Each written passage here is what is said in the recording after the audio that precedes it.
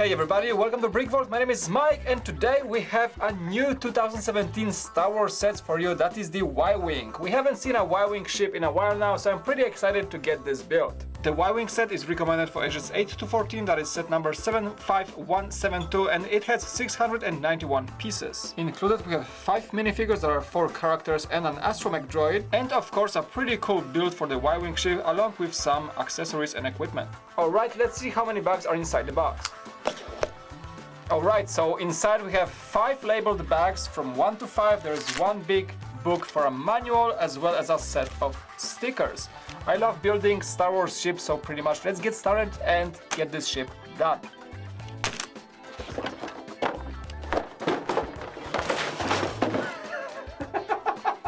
What are you doing, man? I hit the box. Okay. Nice catch. Yeah, I just... Yeah! Cut. Okay. Yeah!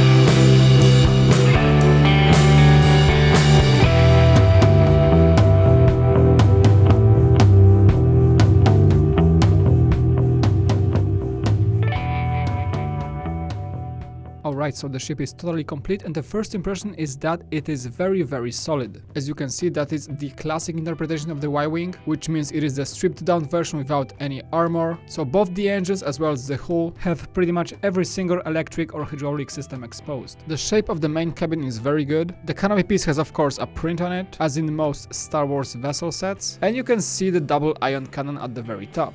It is of course rotatable, using a Technic joint piece, so it doesn't rotate on its own. The cockpit is very simple, it is just one console with a sticker, plenty of space to comfortably fit the pilot, and as I mentioned, the whole section has very nice shapes, and those angles are made using some really clever techniques. During the build I really like this connection here, using this arm piece to make sure that the side panels do not go anywhere. The color theme is the exact right, as the Y-Wing is from the Gold Squadron, and under the cabin you can see the retractable front landing gear. The ship also has the rear landing gear under the main section of the hull, and right behind the main cabin there is a space as expected for the astromech droid. Now if you know the Y-Wing bombers, their entire hull is always exposed, as the rebels try to make them as lightweight as possible to carry as much payload as possible. I think this one has a very good compromise between the sturdiness of the build and the actual looks. We have some connector pieces, some gold bar pieces, all in grey, as well as some brown wand pieces used here and there, and there is not a huge number of them, but their placing, positioning makes the entire fuselage look very realistic. I especially like this dark grey handlebar piece in the front section to make the connection between the cockpit and the main hull.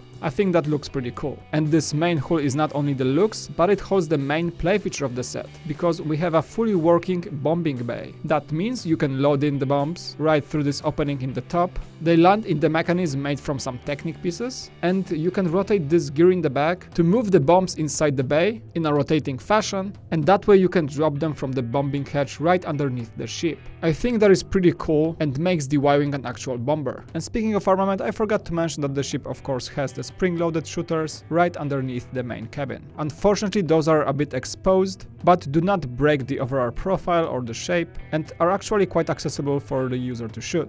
So I guess that's a lot of play features for a single Star Wars vessel. The build for the engines is also very good. They just go well together with the overall idea of this ship being very sturdy and the connection between the engines in the hull so that there is no way of accidentally breaking off the engines. I think LEGO did a really good job here, as even though the ship looks flimsy, I had no fear of breaking it at any point. You can pretty much hold it by any piece you want and it won't come off. So that is a very good result for such delicately looking ship.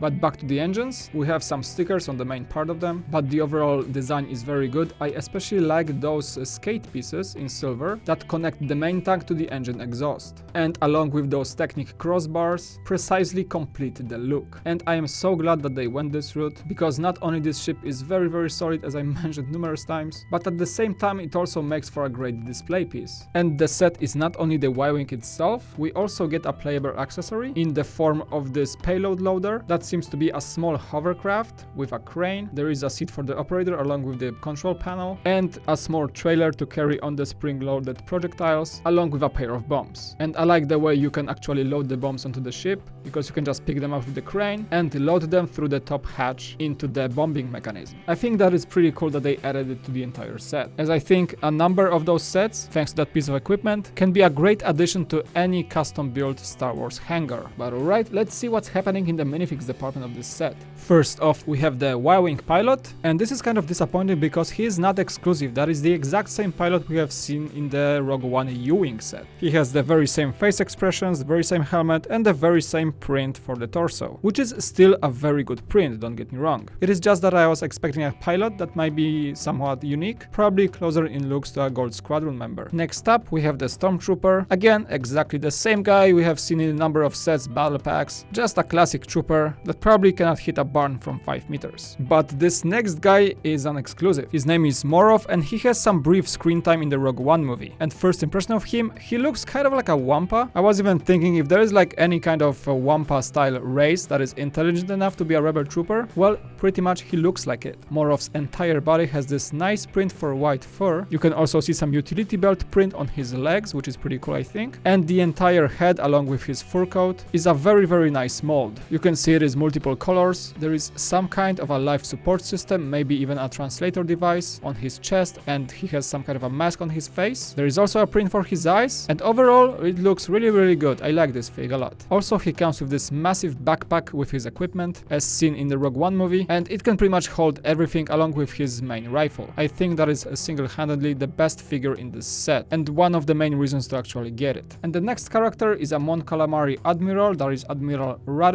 He of course comes with this cool mold for his Mon Calamari head, very detailed, especially his mouth and his eyes. The entire body has a nice print both front and back for an officer outfit. I especially like those silver inlays here and there along with his utility belt. He comes with a blaster and is overall a very cool exclusive fig to the set. And the last guy is a rebel astromech droid. He doesn't have a name according to the box, but he is another exclusive astromech droid that you haven't seen in LEGO form yet. I mean, the print is not exclusive, but the color combination is. So both the head and his main torso make him a great addition to our Star Wars collection. If you recognize this guy, and I'm sure you will, let us know in the comment section below. And there you go, 5 cool minifigs, and I have to say that I'm slightly less disappointed with the fact that we do not get an exclusive pilot or the Stormtrooper, because in exchange we actually get 3 exclusive characters. And to finish off this review, I think it is a good thing to compare this official set with a custom Y-Wing we had for a while in the studio. The custom one is a perfect minifigure scale. It is one of the most beautiful ships we have on our shelves right here, and as you can see, the proportions are somewhat different from the newest official Y-Wing set. The engines are bigger, the hull is a bit wider, but if you look at the cockpit section, both of these are actually pretty close. The custom one even has the same exact finish in the back of the cockpit with those wing pieces, but the official one is overall much easier to put together and much more solid. I guess that would be the main difference between those sets, not only the shapes and the proportions, but the overall flimsiness. The official set is not flimsy at all, it is very solid, as I mentioned numerous times, while the custom one wins in the looks department, but I have to be careful every time I pick it up.